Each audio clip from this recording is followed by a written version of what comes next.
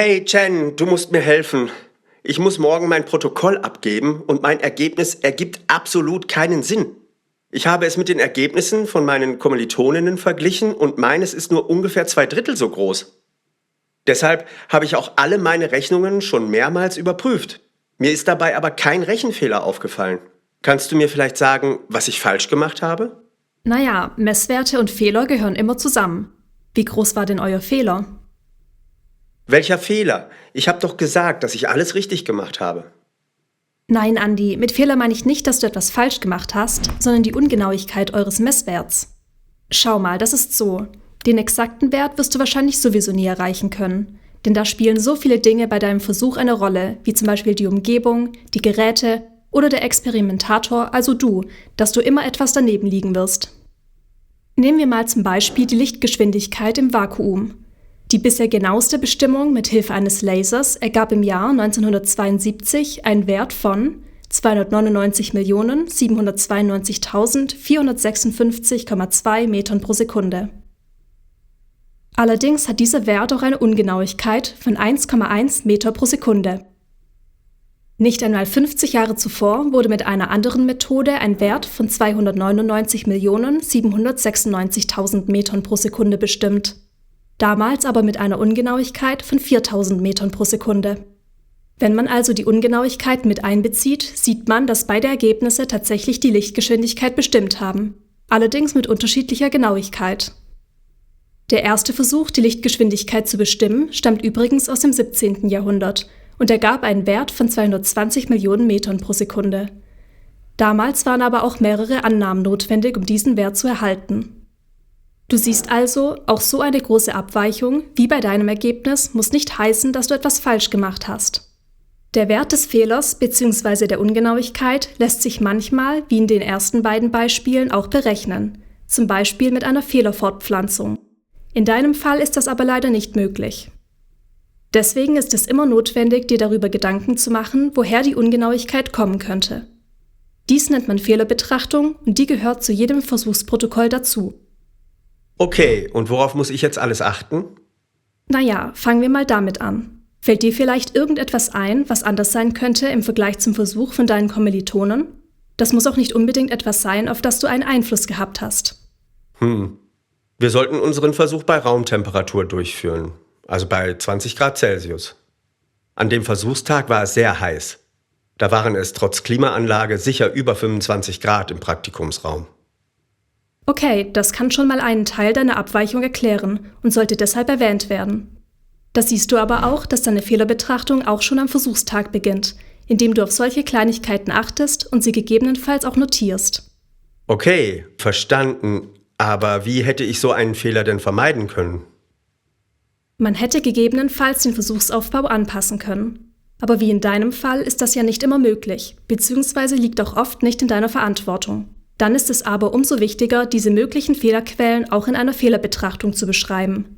Dabei solltest du auch ehrlich sein. Es ist immer besser, gegebenenfalls eigene Fehler deutlich zu machen, damit man die Ergebnisse auch richtig interpretieren kann. Dabei solltest du dir auch Gedanken darüber machen, ob es sich bei der jeweiligen Fehlerquelle um einen systematischen oder statistischen Fehler handelt. Keine Ahnung. Was soll das denn überhaupt heißen?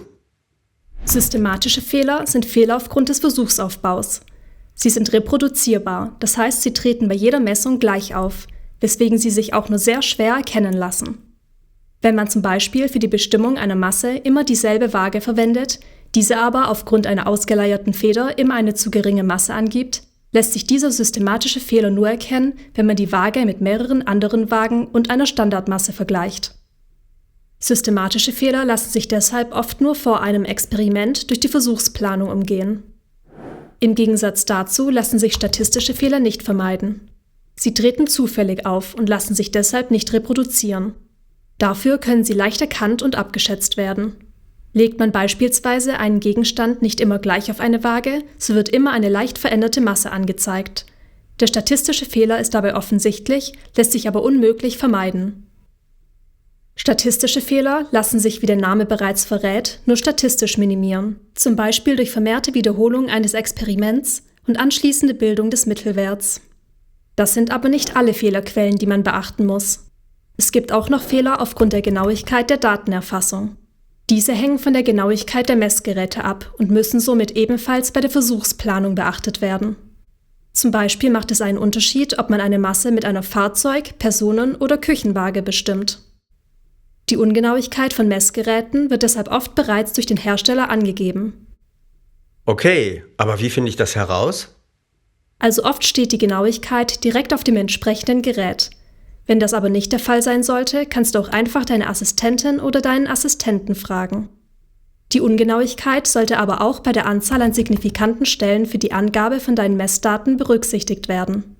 Oh, das mit den signifikanten Stellen habe ich schon oft gehört, aber so richtig verstanden habe ich es noch nicht. Kannst du mir das nochmal erklären? Ja klar, die Stellen beziehen sich darauf, wie genau du deinen Messwert angibst, denn dein Messwert darf nicht genauer sein als die Ungenauigkeit deines Messgeräts. Wenn du zum Beispiel die Raumtemperatur messen willst und dein Thermometer nur auf 0,1 Grad genau misst, dann kann dein Messwert auch nur so genau sein. Also zum Beispiel 20,5 Grad und nicht 20,45 Grad. Der Messwert hat dann also 3 signifikante Stellen. Übrigens, bei Rechnungen bestimmt der ungenaueste Ausgangswert, wie viele signifikante Stellen dein Ergebnis haben darf. Gut, ich glaube, dann weiß ich Bescheid, worauf ich achten muss. Erstmal gehören Messwerte und Ungenauigkeiten immer zusammen. Wenn möglich, sollte man deshalb die Ungenauigkeit berechnen. Auf jeden Fall sollte man aber immer eine Fehlerbetrachtung durchführen. Dabei sollte man alle möglichen Fehlerquellen nennen und beschreiben. Und darauf achten, ob es sich um systematische oder statistische Fehler handelt. Wenn man Messwerte angibt, muss man zudem auf signifikante Stellen achten. Und nicht vergessen, immer ehrlich zu sein. Sei aber auch nicht zu pessimistisch, denn mit einer guten Fehlerbetrachtung muss es nicht heißen, dass du durchfällst, wenn dein Ergebnis stark von den anderen abweicht. Der Grund dafür muss nur klar nachvollziehbar sein. Vielen Dank. Dann mache ich mich gleich mal an die Arbeit.